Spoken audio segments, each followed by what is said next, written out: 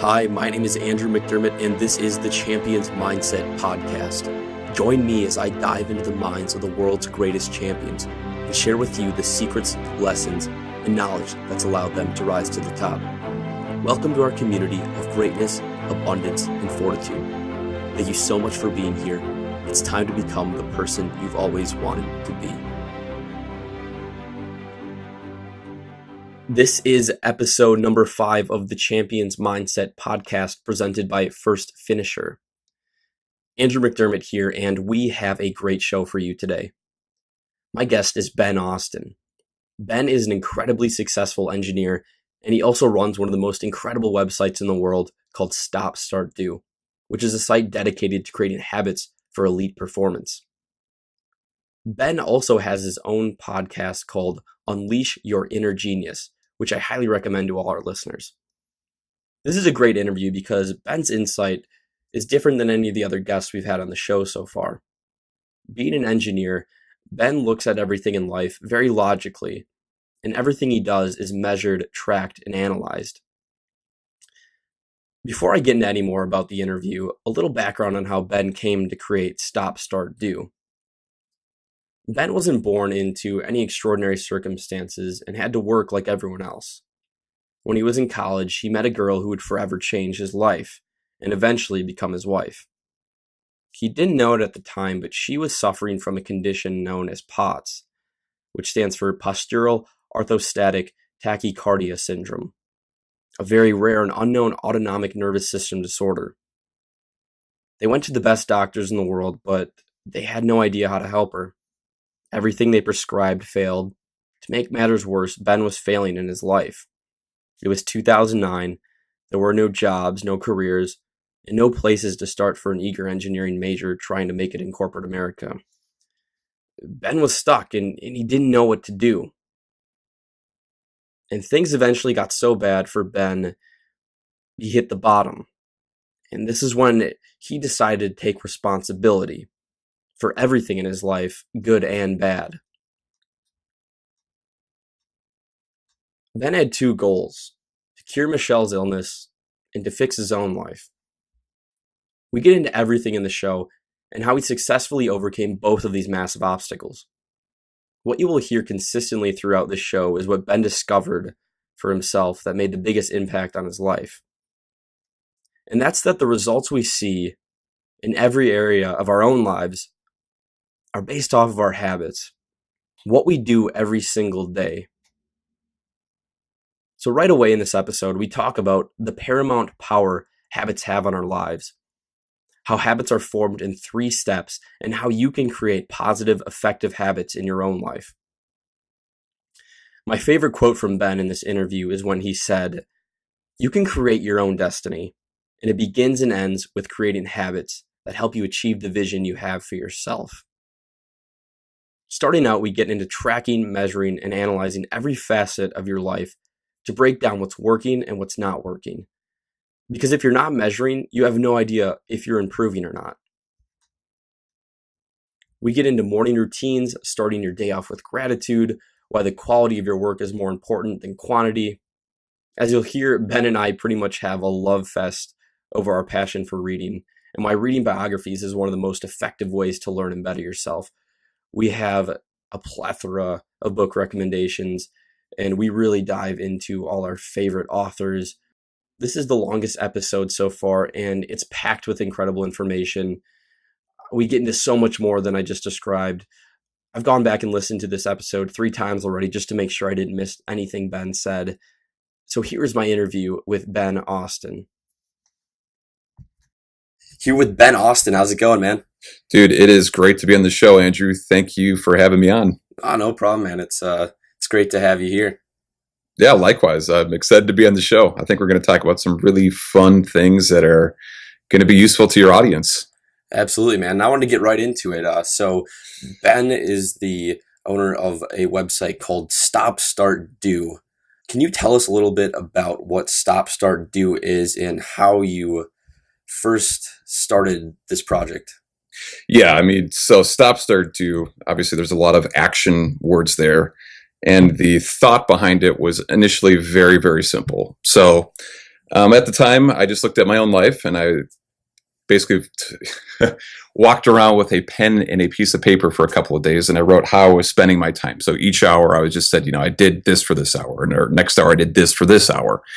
And after a week or so, I had a pretty good set of data for how I was spending my time. And I realized that a huge majority of my day was spending on things that were just non-value added, like mindlessly consuming sports or, watching television or watching Netflix. And I realized that there was all this time I had during my day and during my week that was just doing nothing for me. Yes, I was relaxing a little bit, and there's a little bit of, you could argue that people need to relax. But for me, I'm a top performer. I want to be very efficient with my time. So I looked at my schedule and I was like, there's a certain amount of things here that I just need to stop doing. There's things that I want to do with my life, and I can start doing those. And if I do them consistently, then I'm going to be much further along on the journey in terms of where I want to be in my life. And that was kind of really how it started. And maybe we could talk about the habit tracking and where it took off from there, but I'll let you guide the conversation and where you want to take this. Oh, no, absolutely. We'll definitely get into all that. But first, let's kind of talk about kind of the basic methodology of it, each step. So can you kind of break down what the stop, start, do is? Yeah, I mean, in its basic essence, it's a way of tracking your habits. Like that's like the most basic thing. There's sub steps to it, and there's different success habits within it, but it's a way of measuring your time, your productivity, how well you were doing. And I'll just give people real basic visualization here. So how it started was I wanted to read more. Like we all hear about the importance of reading. And I was listening to a lot of podcasts at the time that talked about how important reading was. At the time, I wasn't really consuming any new information or books. So I started a spreadsheet, and I wrote down Monday, Tuesday, Wednesday, Thursday, Friday, Saturday, Sunday. And I was like, you know what? Every single day for this week, I'm going to read at least 20 minutes. That was it. Just going to read 20 minutes. So I pick up a book. First day, I do that. Second day, I do it. Third day, so on and so forth. At the end of that week, I had 5, 6, 7 days in a row where I had read just like I said I was going to. And because I was tracking it, and because every single day I was saying, hey, did I do this thing that I said I was going to do? I had all of a sudden, created a chain here of a successful habit that I created. So then my brain goes, okay, well, what else does this work with? This works with reading. How can I make this work in other areas of my life? And I started applying it to exercise, and I started applying it to meditation and visualization and eating clean foods and supplementation and all these things that I really wanted to do consistently in my life. And I'd been struggling with up until that point. But tracking it, like actually seeing it, yes or no, very binary data was ultimately what allowed me to start shifting my life in the direction that I wanted. So now I've been doing this for almost 1,100 days. So, 1,100 days. That's a lot of days of doing this. Yeah. And my life has changed pretty much exponentially in every single direction. I mean, basically anything that I've wanted to change about myself or improve about myself, I've been able to do that through this spreadsheet. And people don't necessarily need to follow the same methodology that I do, but Peter Drucker has a really great quote. And what he says is, what gets measured gets improved. What gets measured gets improved. And if we apply like just that basic way of thinking about things, we can apply that to pretty much any area of our life and improve it. So whether that be, in the gym, or if we want to be a better public speaker, want to be a better writer, we want to be a better, spouse, or in a relationship, we want to be better. Whatever that is for you, if you can find a way to measure that in a way that works for you, naturally it's going to improve, because now you're taking things that were previously unconscious in your life and bringing them to the forefront. Now they become conscious. Now you can deal with them. Now you can improve them. I agree. And like you said, it's so important, getting it down on paper, being able to see it, because so many times in your head, you realize what you're doing wrong. You're like, I should be doing this. I should be spending my time this way, but it doesn't work. No, it doesn't.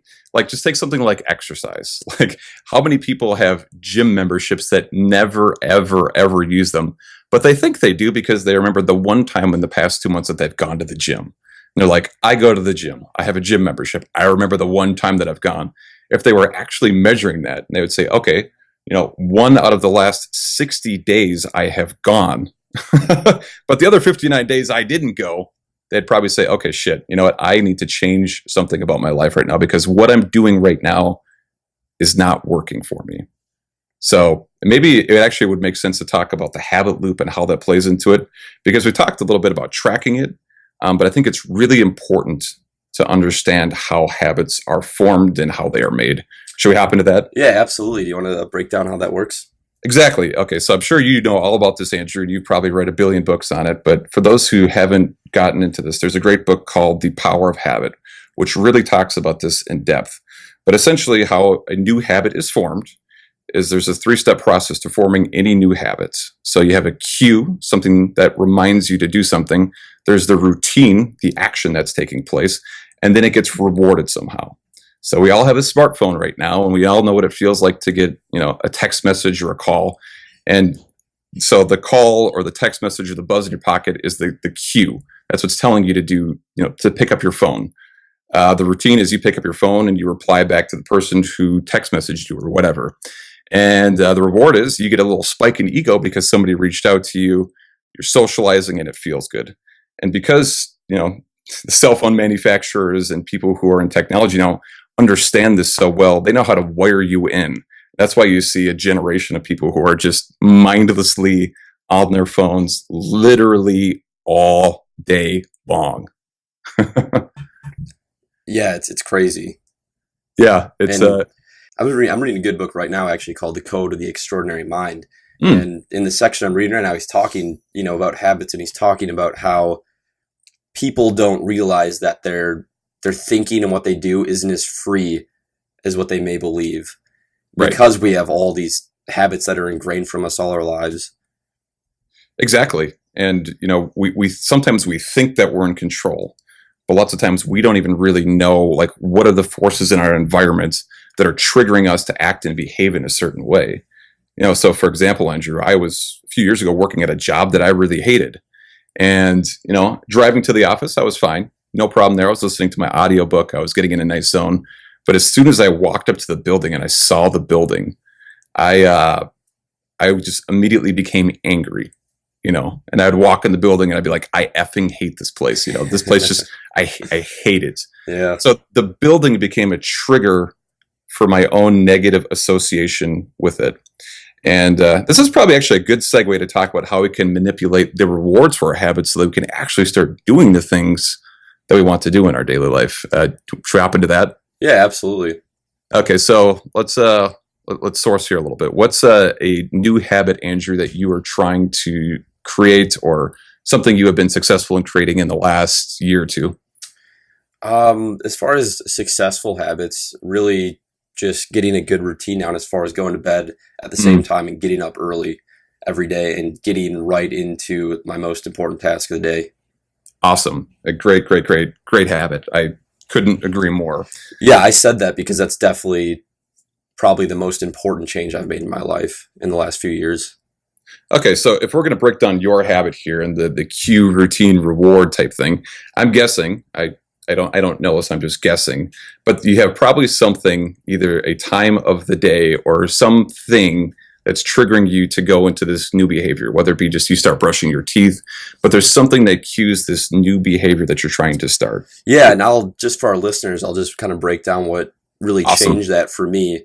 I've been doing this for a while now, probably 2 years, but before that, at night I was, doing what everyone else would do. I'd watch TV, I'd be sitting on my phone, sitting on Facebook, and then I'd try, and even in laying in bed, I'd still be on my phone checking Twitter, Yeah. and just not winding down. And then what really changed for me is when I just got really into reading, and I would 2 hours before bed or an hour, depending on, how my day's going, how much work I have, but I would put my phone away and I would just read, basically just read until I fell asleep, until I was ready to go to bed. And that was just, it started becoming my cue, because not only I love reading, so I looked forward to it. It was like, okay, now that I'm reading, this is my time to wind down. This is when everything else is going away. Right. So that's your routine that you're going through there. And after that, you're getting rewarded by new information. You're probably waking up in the morning with new ideas, new connections you didn't make before. And you're waking up feeling pretty well because you didn't have the blue light ruining your sleep cycle before you went to bed. Yeah, that's another side of it. Is not only is it, good for your routine, it's also good for your health. You get a way better night's sleep. that's half of it, is I would just be able to fall asleep so easy because I wasn't staring at a computer screen. Yeah, most people don't understand this, but light in the blue spectrum from your computer screen is the same as looking at the sun. And when you do that, your body's production of cortisol stays high instead of going down and letting melatonin to rise before you go to sleep. So, when you do that, you're suppressing melatonin and you're keeping cortisol high. So you might not be awake when you fall asleep and actually hit the pillow, but you're not getting deep, restful, quality sleep anymore. And those first couple hours of your sleep, when you would get that nice growth hormone release, like it's supposed to happen, that's not happening for you. That's why you see, a generation of Silicon Valley execs who look like death because they came from a prison camp or something like that, because they've just been working all night, every night, staring at these computer screens, and they don't get restful sleep anymore, and they're not recharged. Yeah, that's so important to performing at your best. People don't realize that it's not always quantity over quality. And Oh no. I'd argue it's completely the opposite. If there's nights where something will happen and I'll be on my phone, I'll accidentally be on my phone and then I try and go to sleep, and first of all, I won't be able to fall asleep forever. And then when I finally do fall asleep and I get up and I feel awful and my work isn't going as well as usual, it's just this huge chain of events that leads to a really negative feedback loop. Right. And Andrew, you're a very conscious person, so you're going to recognize these things. But if people are like me when they started, they don't even know these things are going on. I was just going to say that that's half the problem, is they've never felt, the high of being at this really peak level of performance. They don't know what they're missing out on. But once you get into that habit and you realize it, and you do have, a bad day or two, and you're just like, oh man, I can't do this. I have to be back at this top level performance. Yeah, exactly. And you're hitting the nail on the head. So people are really interested in this. I mean, there's apps for, your iPhone that you can download to track quality of sleep. I don't think it's great to be sleeping with a semiconductor next to your head when you're going to bed. And there's other technologies as well. But if you can find a way to quantify and measure the quality of your sleep, you can now track cause and effect in your life. So you can, if you're on your phone, you can measure how well that works for you. And I did this for a year or so. I measured the types of things that helped me get better quality sleep. And for me, it was the same things that you talked about. Not being on the phone before bed, reading a book. I've got special glasses that I put on that block out the blue light. I don't look very cool when I have them on, but I sleep better, so I don't care. Yeah, exactly. It's things like that. I have a acupressure mat that I think works exceptionally well. I'm a taller guy, so I have a lot of back pain from sitting in tiny little chairs made for people who are much smaller than me. And I use the acupressure mat. I put on my blue glasses. I read. And I was doing some grounding for a while too, which really helped. And all those things really resulted in me getting restful quality sleep. So now the next day, I'm able to go out and perform at a high level. I can go out and do everything I need to do. And I don't feel like I'm dragging myself through the day. Yeah, little note on the acupuncture mat. I'm right there with you, man. I love that thing. The first few times, it's like almost unbearable. Yeah, it is. Oh my gosh. But I'm glad you brought that up. So if people at home are listening to this and they go out and get an acupressure mat and they try it and their back starts burning and it's unbearable, it goes away. It feels better after like the second or third use, but that first use is pretty brutal. I forgot about that. I'm glad you brought that up. It's a wild thing. Yeah, for people who don't know what an acupressure mat is, it's basically you lay on it. It's just a little mat you lay on. It has all these tiny little spikes that are supposed to simulate basically almost like acupuncture. Not obviously as extreme, but kind of the same effect. And at first it is horrible. but I remember like the second or third time I did it, and after like 10 minutes you just almost get like this just this blissful feeling. It's crazy, and it really just slows down your nervous system and gets you ready for rest. Yeah, and if you're somebody who deals with a lot of back pain, it can help alleviate some of that without using NSAIDs or opioids or anything like that other people normally use. You can do it in a much, I don't even want to call it natural, but a much less pharmaceutical way. Yeah. Because I don't know how natural acupuncture is, but it sure feels good. Yeah, absolutely. I mean, if we're kind of breaking down what we're talking about right now, we're really discussing how important the beginning and end of your day is. That it sets the tone. Both set the tone. The night before sets my tone for the day after. And how I start my day really determines how the rest of my day is going to go. Because when you start the day out right, get right into your most important task, what means the most to you, you feel like you're taking the right step forward, and the rest of the day you're going to feel good. Yeah, and actually, we should probably talk about morning routines. And this is something that I've measured for many, many years now with my habit tracking spreadsheet. So the next phase and iteration of the spreadsheet was to add more and more and more success habits. And one of those was a morning routine. And one thing that I noticed is that when I have a successful morning routine, the rest of my day gets that much better. And the logistics and the how of the morning routine, I think, are really critical. So for me, some of the most important things are, number one, a gratitude practice. So number one, you wake up in the morning and you write down all the things you are grateful for, because the media, social conditioning, societal pressures are all telling you to not be grateful for the things that you have and want to buy something else, to feel like you're incomplete and you need something else in order to feel complete. So that's why I really think it's super important to have that gratitude practice. And, it doesn't necessarily need to be that. Some people use prayer or, some type of prayer in the morning that works for them. For me, gratitude works really well. Number two would be meditation. I always, always, always, always, always do some form of meditation in the morning, because when I don't, I am a train wreck. Really? Wow. Yes. So my natural tendency, I'm a trained physicist and engineer, is to be stuck in my head all day long, just thinking, just stuck, like not able to get into the flow ever. And I find that if I just take 5 minutes, just a simple 5 minutes, just to focus on my breath, to calm my nervous system, to breathe deeply, that's ultimately a catalyst habit for me that gets me going in the rest of my day. Now, there's many different types of meditation, and maybe we could talk about a few things that I think work really, really well. Yeah. Yeah, I was just going to say that for me, the first thing I do to start my day every day is I head right to the gym. Do you? And yeah, and I found that's like my form. I meditate as well at the end of my day, but at first that's like brings me down to baseline, if that makes sense. If I don't work out, if I don't get my body moving, I'm very anxious. I can't focus. But when I go to I don't know what it is, but once I go to the gym and I come back, then I'm like, now I'm ready to go. Now I'm focused. I've gotten all this energy out of my system, and now I can get to work. Yeah, that's awesome. It's funny. I'm a little bit more of an evening workout guy, because there's a certain period of the day where I'm not very creative, and it's a great time to go work out for me. But the morning is a very creative time, and I like to keep that block of time open for those creative things that I do. So, that's interesting. And everybody's different, right? I think what we're talking about here is there's an infinitesimal number of ways you can structure your day, and you've just got to find the things that work for you. And if you don't have a way of measuring progress, you're not going to know if what you're doing is working or if it isn't working. Exactly. That's what's really important for all you guys out there to realize is that you have to find what works for you. But so much of what people do wrong is, first of all, they're never tracking it, so they don't know what's working and what's not working, and they just kind of get stuck in this circle of really mediocre and not satisfying habits. Yeah, I just call it unconsciousness. You don't know. And I've been there.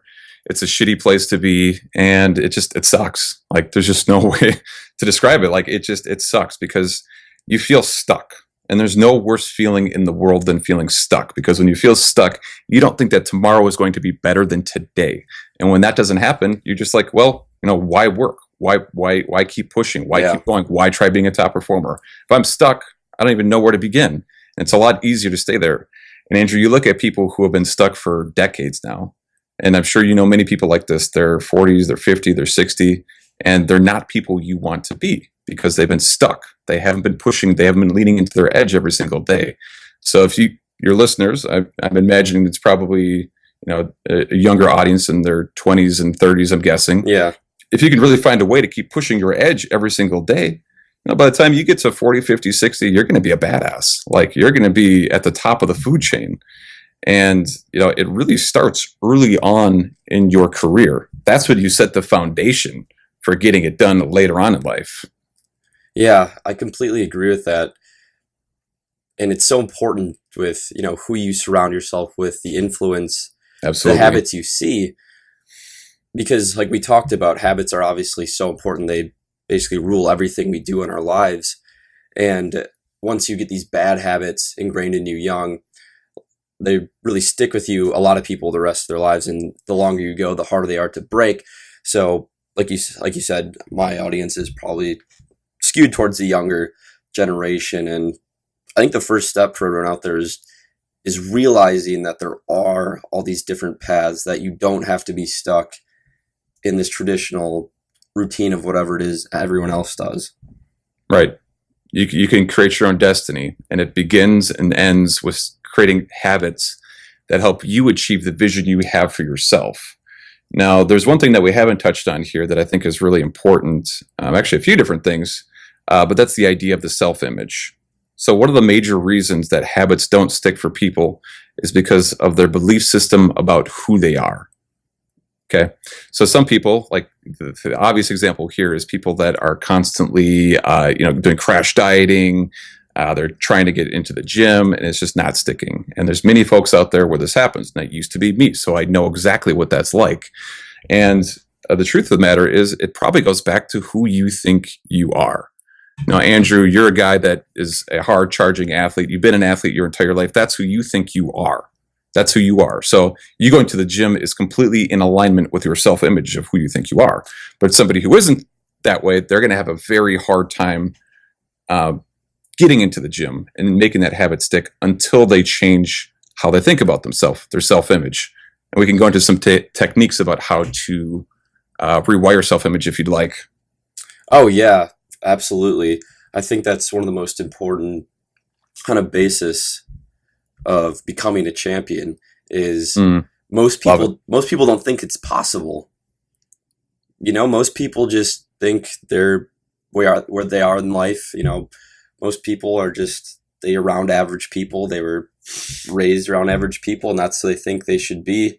And just having the belief that you can be, great is really the first step. Yeah, exactly. And for me, I like to look at the example of Arnold Schwarzenegger here. Because if there is somebody who has risen from nothing and become something, you got to look at the story of Arnold Schwarzenegger. So I recommend everybody check out his biography, Total Recall, my unbelievably true life story. Unbelievable book. It's one of my favorites. Oh, it is incredible. And what he talks about is being a young boy from the Austrian countryside where basically the height of achievement is becoming a police officer or going into the military. And what he did is he dreamed bigger. And when I say he dreamed bigger, what I mean is every single day he visualized what his life could be like. So he wanted to be a world championship bodybuilder. So he put pictures of famous bodybuilders up and he visualized what it would be like to stand on stage and be one of them. He wanted to be a movie star. So he put posters of movie stars up and every single day visualized. That's the key here. He spent significant portion of his day just visualizing, just thinking, just creating that new image of himself, even though everybody else in his little world told him he was insane. But because he created that vision for himself, he was now able to go out and do it and achieve it. Now, there's actually a technique that I really, really like for improving visualization and its ability to influence self-image. And I call it the Maltz-Schwarzenegger technique. So Maxwell Maltz was a research psychologist 40, 50 years ago, and he talked about the self-image. And the Schwarzenegger comes from that story that I just told you about him visualizing. And I'll break that down because I think it's really fascinating. It's something that would really help your audience. So here's how it works, Andrew. So if anybody really wants to change your self-image, here's like the basic steps for it. So number one, you get a binaural beats program and you put that on. So I don't want to go too much into binaural beats here, but you can just Google it and see what that's all about. If you don't want to do that, classical music works really well as well. If you don't want to do that, you can also breathe deeply into your heart for about 5 minutes to get yourself into what's called an alpha state.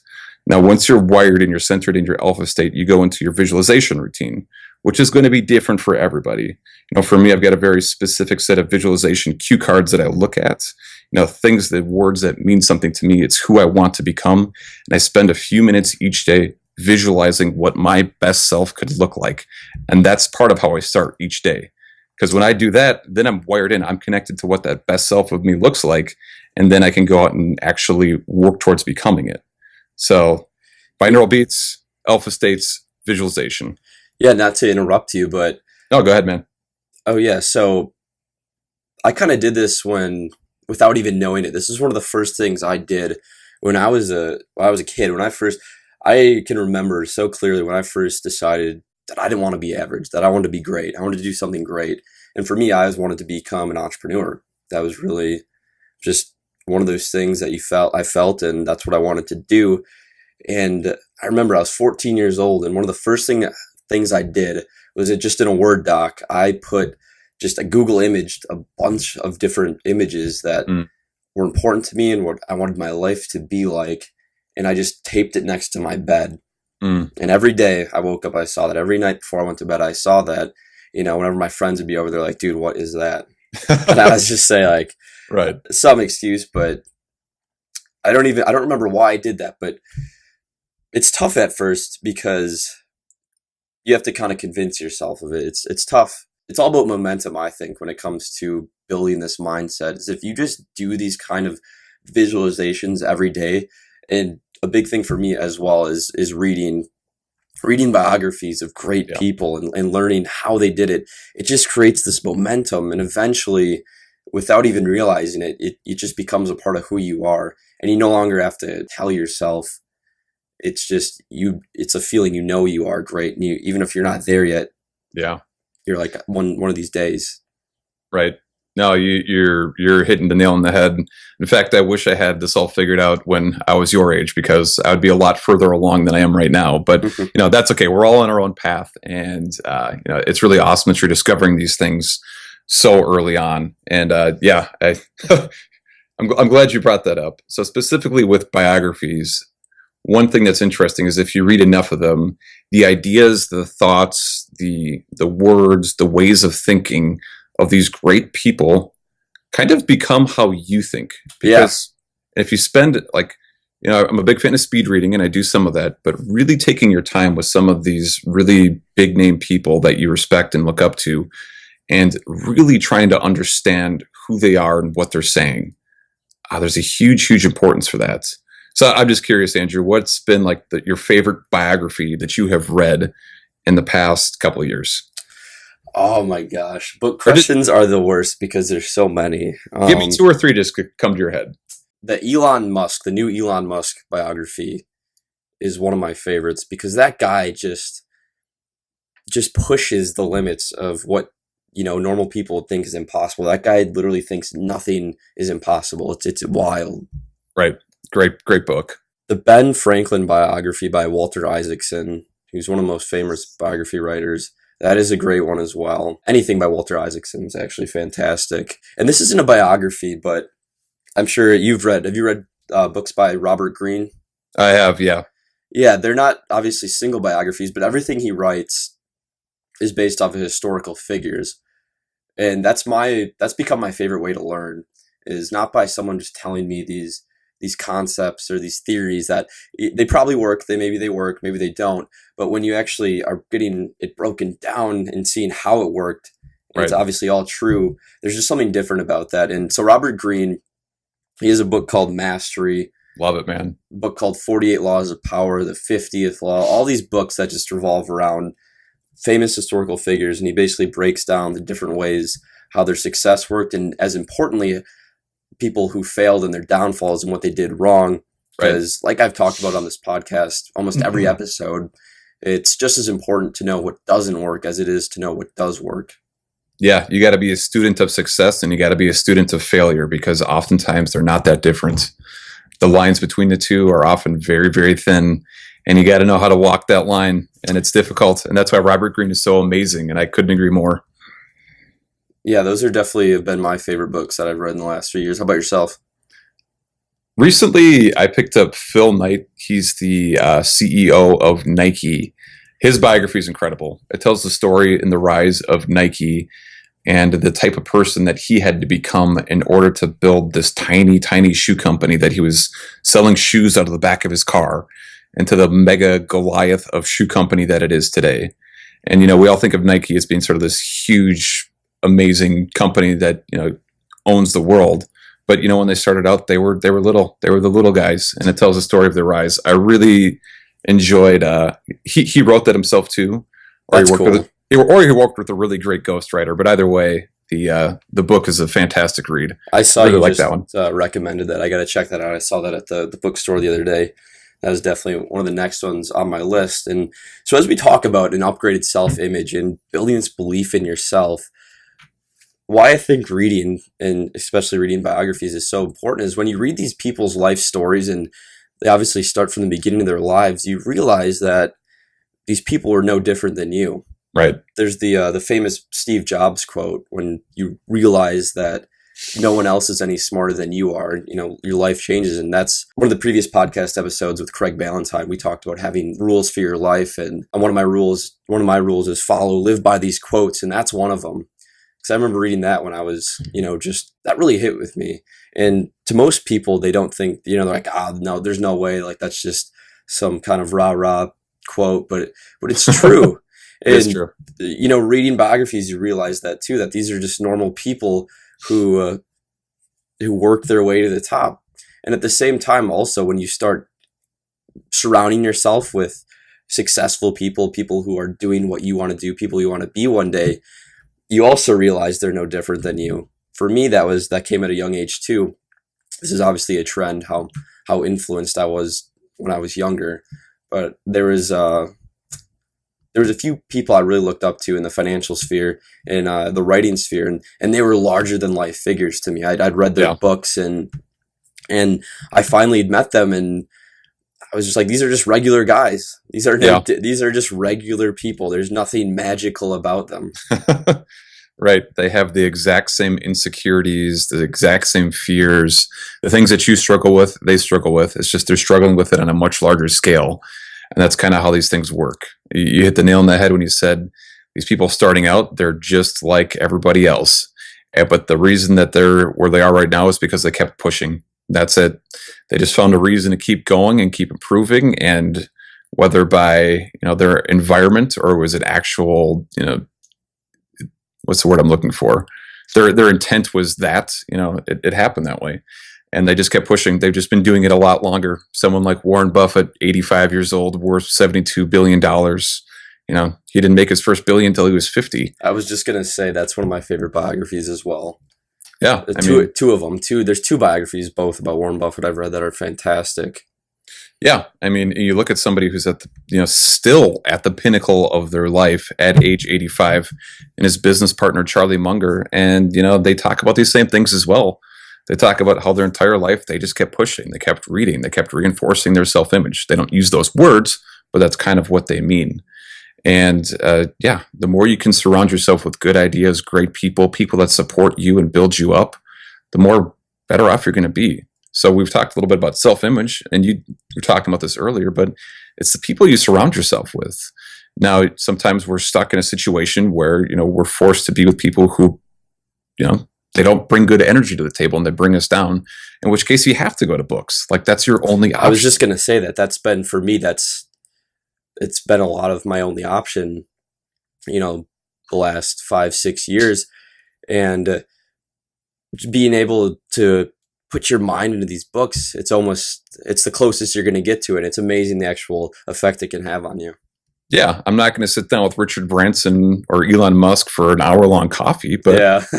I can read all of their best ideas in a couple of days. And you know what? It may not be the same as getting them down for a cup of coffee, but it's pretty damn good. It is. It's wild when you think about it, the return on investment you get from like a $20 book. Oh, I know. It's insane. While we're talking about books and reading efficiency, one thing that I recommend to everybody is get a subscription to Audible. So when you're in the car, normally non-value added time, you're listening to music, or you're just bullshitting, or you're just kind of in this unconscious daze, listen to a book that builds you up and inspires you. So for those of you who have long commutes to work, you got a half hour, you could crush a few books a month doing that. And that's really easy. And, you get a subscription to Audible, you get 2 books a month, and you're on your way. Over time, you've built up a library. You'll find great things that you keep going back to. You mentioned Mastery. I probably read Mastery like 100 times because there's so many great lessons in there. And you find these books that really resonate with you, just keep learning from them. Like, just because you read it once, don't read for your ego and check it off so that you can move on to the next thing. Read because you get lessons out of it and you learn something, you apply it, you grow, you become a better performer, your business grows, your body grows, you get better and everything you're doing, your communication gets better, and the richness of your life just improves every single day. And that's kind of what every person listening to this wants. And it all begins with that initial intention of saying, hey, today I'm going to take control of my life and I'm going to just do the things that are going to put me ahead in the future. And you start today. You don't wait till tomorrow. Yeah, and what I do with reading is any book I read, I highlight, I'm sure you do this too, I highlight the most important parts, and then I type them into a Word document. When you're actually writing things, you actually... Yeah, active note taking. Exactly. You recall them better. You remember them better. Great writers do this too. When I was first getting into writing and copywriting, one of the first things that my mentor had me do was he would show me great copy, great promos, great projects that had been written before, and I would just copy them word for word. And at first you're kind of like, what is this? This is a waste, but it's called deliberate practice. Right. I'm sure you know what this is. And Anders Ericsson, great study. Exactly, yeah. And it's just the way it works, it's amazing. But replicating great works, great ideas, when you're writing them, you're able to recall them and remember them way better. But so back to books, how I learn from them is, so I'll write them down into a Word doc. And then, so basically I'll have this big Word doc of everything in this book that was important. And every few weeks, months, I'll go back to different books and read the most important notes from them. Because there is so much you're reading, there is so much information, you need a way to constantly be reminding yourself of what you did read and constantly learning again. Yeah, I love that. I do the same thing, but I do it in Evernote. So I write physical notes in the margins, I highlight things, I underline things, and then I take a picture of that, and then I'll add in additional notes or things I find from the internet. So I'm a very, very, very visual learner, and sometimes I have to take a picture of something from the internet to represent an idea. And when I have that picture that represents the idea, it becomes like a three-dimensional way of learning. It's very it's very active, because sometimes words for me are a little bit flat and maybe a little slightly autistic, I don't know. But if I have an image to represent those concepts, it really helps wire in the ideas. Even if I just draw a little picture of what this idea represents, even if it's abstract, that works extremely well for recalling, because you recall the image and then you remember the text that's associated with it. We're just going to have to rename this podcast episode Reading Books, because obviously it's apparent that it's so important to both of us and where we are today. Yeah, but it ties into everything that we're talking about. I mean, we were talking about habits and improving your self-image and really changing that belief system about yourself. And a great way to do it is books. Another great way to do it is surround yourself with awesome people. Another great way to do it is just do the thing consistently enough until that image of what you want is who you are. That takes longer. It takes time. I've been doing this for many years now. And some of the things that I started, I didn't think about myself as a reader when I first started this. I thought books were boring. I was like, this shit sucks. How much protein should I be taking? This is bullshit. And, it changed over time. And because I've been reading so many books and going back to those same books and reading again, I think about myself as a very scholarly person. But that wasn't the case when I started. So, we've got visualization techniques, we've got books, we've got friends and peer groups. I think that's like the kind of the big three for changing this idea of who you are, your beliefs about yourself, or your self-image. Do you have anything you'd like to add to that list, Andrew? Well, just a little note that you talk about a lot is, and I think we can't stress it enough, is this consistent action. And obviously It's a hard word to say. It is. Visualization, beliefs are important, but if you're not doing anything with it, it doesn't matter. You're right. And that's where this idea of habit comes in. So whenever you're executing a new habit, something that you want to do consistently, it's super important to find a reward that's specific to you and it works really well. So I'll talk about this a little bit, because this is kind of one of the things that'll help tie all of these ideas together.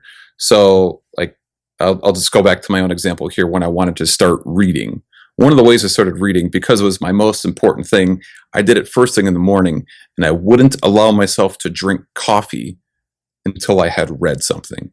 So the coffee was my reward for reading. So think about that for a second. Like, if I don't get my coffee or if I don't get my coffee, I'm not going to have like a great morning. Yeah, So that's a therefore, great incentive. yeah, I have to read. I'm forcing myself to read. So coffee was a great reward for me.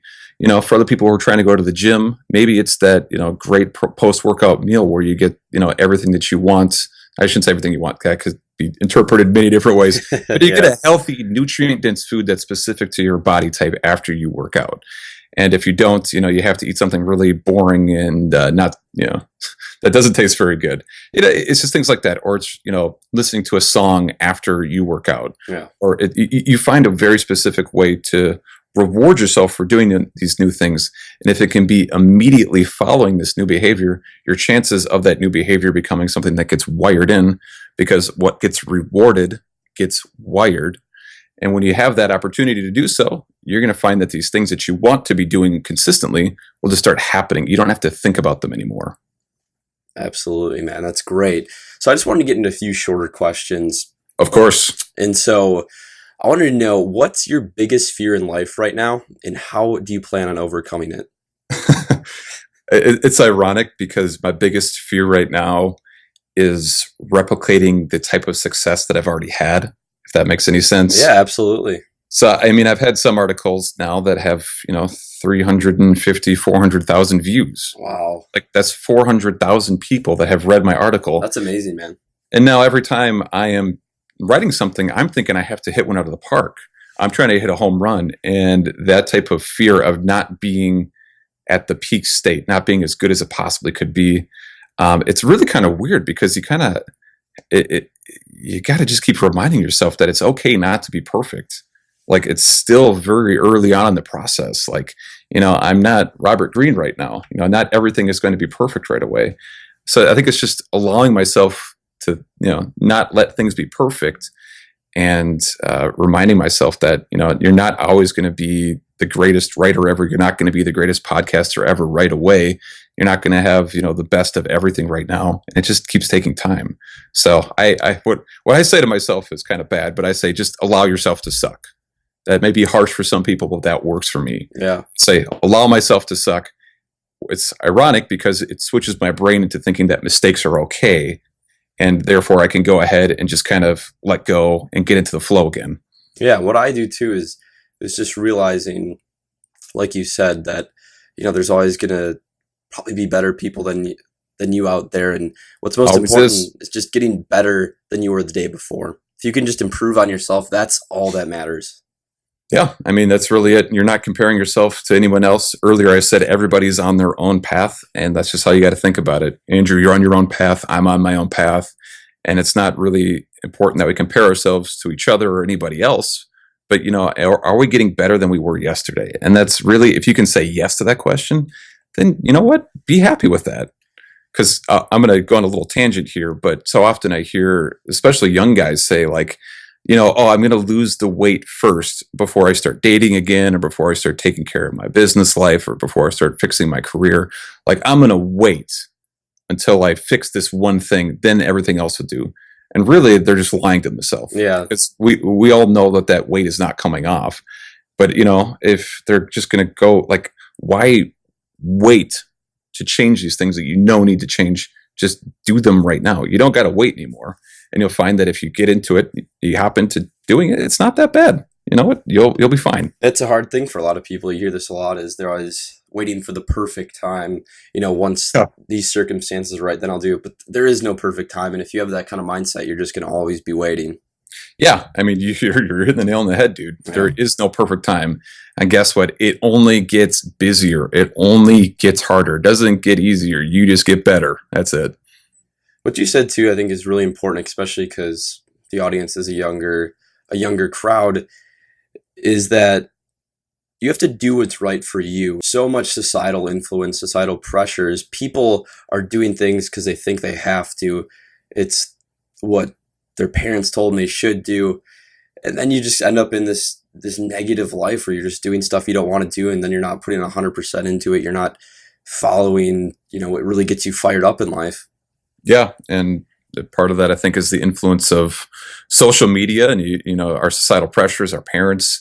People want us to act and behave and do certain things. And Andrew, you were talking about this earlier, but anytime you step out of the specified path, what you'll notice is that your friends, your family, people that know you really well will start to question you. Yeah. At first, they'll think like, oh man, this is super cool what you're doing. And then it'll start to make them feel a little bit bad because they start to say, oh shit, Andrew's out there. He's got a supplement company. Well, he's working for this really cool copywriting company too. And he's got this sweet website. Well, I don't know. That's kind of weird. Why, Well, and especially at first too. I mean, I was I got into a really good college. I'd, always been a great student, good test scores. I was just, the classic guy who should have just gone to college. And when I would tell people I wasn't going to college after high school, or my parents would tell them, or, different people, they'd be like, what? Andrew's not going to college? That's going to be the biggest mistake of his life. Right. And that was hard at first, especially because I didn't have any success to show for it. So it was just, in my mind, I had 100% confidence in myself. In my heart, I knew it was right. I knew I wasn't going to fail, but, to other people, that was definitely that point, the most riskiest in their eyes. Yeah, man, you're separating from the herd, and that's the hardest thing in the world to do, regardless of where you are in your life, separating from the herd, going in the opposite direction, because it makes everybody else in the herd start to look at themselves. Yeah, exactly. And they have to question everything about themselves. And then if they don't want to do that, they have to start rationalizing. And they start saying, oh, Andrew's an idiot. He's not going to make it. There's no way this is going to work out. And it's a lot easier to bash you. And honestly, like, don't even be mad at people for saying and doing these things. Like, it's their ego coming up. It's not even them. It's just a self-protection mechanism that happens. Exactly. I was just going to say, it's when you take that first step, for our listeners, whatever it is you want to do in life that may be different, may be not the way everyone thinks it should be done, it's going to be terrifying at first. And taking that first step obviously is most important. And then you're going to get the feedback, or the negative feedback, the criticism. And like Ben just said, you have to realize it's not really people's judgment about you. It's their judgment about themselves, because usually it's because they wish they could be doing what you do. Exactly. They wish they had the confidence and the courage to not just follow the pack. Yeah. And I had one of my good buddies, he drunkenly told me this exact same thing. He's like, you know what, dude, your success makes me feel bad about myself. He's like, I would never admit this to you if I was sober, but I'm drunk right now and I'm going to admit it to you. And, that's, I knew that. Yeah. And I don't want to say I needed to hear it because I knew it, but it just helped reinforce what I knew to be true. Absolutely. I couldn't agree with, more with all you just said. Yeah. So that was a very long answer to the simple question. No, that was good. That leads into my last question before we finish up this show, as I want to cover this too, is what's the biggest mistake you see younger people make when first starting out? Andrew, I think it's very, very simple. I see lots of young people not taking responsibility for everything in their life. And this was certainly me as well. You blame the government, you blame your environment, you blame your parents, you blame your professors, you blame your teachers, you blame everybody else. When things don't go well, you blame your boss. But at the end of the day, you've got the greatest responsibility to yourself in order to make it happen. So if you don't understand something, it's not the other person's responsibility to, necessarily know how you learn best. You got to ask the question. You got to be the person who's in charge of your own life. And if you're not getting something, if you're blaming other people for circumstances in your life, the second you start taking full responsibility for everything, you empower yourself to make every single change that you need. But that only starts when you take full responsibility. I love that, man. That's one of my rules of life that I read every morning, is that I'm responsible for every single thing that happens to me. And not just what you do, even if things happen to you that you can't control, when you still say I'm responsible for this, it turns your mindset from being reactive to being proactive. Because instead of thinking, why did this happen to me, feeling bad for yourself, you're like, okay, what can I do to change this situation? What can I control? And so like you said, when you say that I'm responsible for every single thing, you're not going to let life run you. You're going to run your life. Right. So even if you're in an altercation with somebody, if you have a conversation that ends really heatedly, you don't blame them and say, oh, no, they are being a bitch. They are being an asshole, blah, blah, blah, blah, blah. Yeah. You just say, okay, what could have I done differently in this situation? Because clearly this person reacted in a very negative way. What could I have done different? And the most poisonous state of mind that we can all be in is a victim mindset. It doesn't get any worse than that. The second you start thinking of yourself as a victim, and people in life are out to get you, or out to scam you, or they're out to take advantage of you, or that everybody is against you, and blah, blah, blah, blah, blah, you completely disempower yourself to take any sort of action in your life. And what's interesting about this is it becomes this self-perpetuating fantasy about who you are. Now your self-image becomes reinforced as somebody who is a victim. And guess what? It's all downhill from there, baby. We've seen people who have gone down this road, and by the time they're 40, 50, 60 years old, they've just got this glazed over look in their eyes, and you do not want to be that person. No, you don't. It's, even like I said, situations maybe you can't control. Say at work, somehow somebody else gets you fired. Not your fault at all. You didn't do anything wrong, but here you are without a job. What are you going to do next? Somebody who doesn't take responsibility, blames that guy. They sit there, they complain, they feel bad for themselves, but somebody says, I am responsible. You're not saying you're responsible for getting fired because it wasn't your fault, but you're responsible for yourself in the situation you're in now, and you're responsible for what you do next. Right. Yeah. And there's always something you can do. You can always be proactive. Yep. You can go back to your boss and say, hey, man, I know that this happened. Let me understand first what you think happened. And if you're okay with it, I'd like to tell you what happened from my perspective as well. So, there's always something you can do.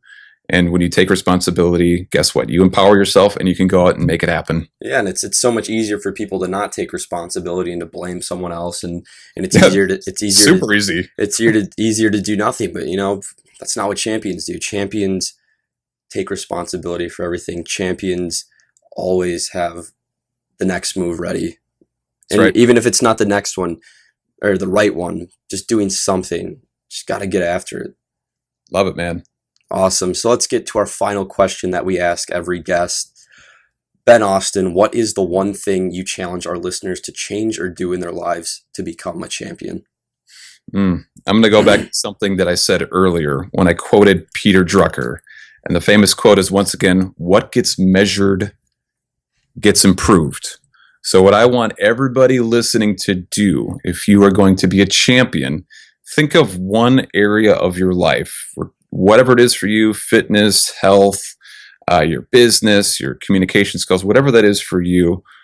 I want you to challenge yourself to find a way to measure progress in that area. So the same way if you're trying to lose weight, you measure yourself on a scale, or you take pictures, you take measurements. Find some way to quantify something that was previously not quantifiable. You find a way to put numbers to it, put it on paper, and measure your progress in that area. So if you're trying to improve your communication skills, it's how often are you, going out and giving speeches, or are you going to Toastmasters, or are you going to improv comedy classes? You find a way to track progress in that area that's specific for you, which is what you want, and I guarantee you will improve and become a champion. Exactly. That is a great answer, my friend. Before we finish up the show, too, Ben actually has his own podcast called Unleash Your Inner Genius. Do you want to tell our listeners a little bit about that? Yeah, it's actually diving into a lot of these same topics. I could pretty much just take this entire podcast and paste it to my podcast, and it'd be like the same thing. So I talk about all these different concepts that we're talking about. Habits for success. I interview top performers from every single industry and figure out what makes them great, what makes them tick, what makes them go. And it's a fun show. I'm just like you. I'm starting out so early on. I'm learning how to do it, and it's been a fun ride. So check it out. Unleash Your Inner Genius. You can subscribe on iTunes, or if you go to stopstartdo.com/podcast, you can check out all the episodes that I have released and see what else I'm up to on the website. Yes, I highly recommend everyone who listens to this show to listen to Ben's show. It is fantastic. Is there anything else you want to plug, Ben? Yeah, people can find me on Instagram or Twitter. Ben Austin Blog is my handle. Ben Austin Blog, AUSTIN blog. One word. I love connecting with people on those social handles, and that'd be fun for your listeners to connect with me there. And let's see what else. Yeah, go to stopstartdo.com. I'm giving away it's a personality test resource guide. So for those of us out there who are interested in really discovering who we are, I think personality tests are a great way to get some basic data about who you are. It's not perfect. It gets you about 80% of the way there, but it's a really good start, and it gives you a firm foundation to start from. Because one of the problems, Andrew, is I think that most young people don't really know who they are. They don't know what they want. They don't know what they want to do. but a personality test actually gives you some pretty, it points you in a direction. And I think that's super important for anybody who's starting their journey. Exactly. It doesn't tell you who you should be, but it tells you your strengths, and it sends you down this kind of research rabbit hole where you'll discover things that you maybe didn't know about yourself, or what you're really, good at and great at. Right. So Peter Drucker, again, he says, if you want to build a career of success, you find a way to play to your strengths. And StrengthsFinder is a great way of doing that. There's many other tests that work extremely well. So that's a great first step for most folks. Awesome, man. Well, thank you so much for being on the show today. This was absolutely fantastic. Thanks, Adrian, man. I had a ton of fun, and I'd love to plug the show when it comes out. Sounds great, man. Have a good one. You too. Bye-bye. And that was my interview with Ben Austin. I hope you enjoyed the show. Like I said, there was so much incredible information in today's episode. There are a boatload of show notes for you to check out, and you can find all the show notes and resources discussed today, including where to find all of Ben's work, at www.firstfinisher.com, and go to our podcast page. Follow First Finisher on Facebook, Twitter, and Instagram to receive all the latest updates from the show and to join the community of other Champions Mindset podcast listeners. If you enjoyed the show, please head over to our podcast page on iTunes and leave a 5-star review. These reviews really help with our show getting noticed and help us to spread our message. Thank you so much for listening. I wish you the best in your pursuit of becoming a champion.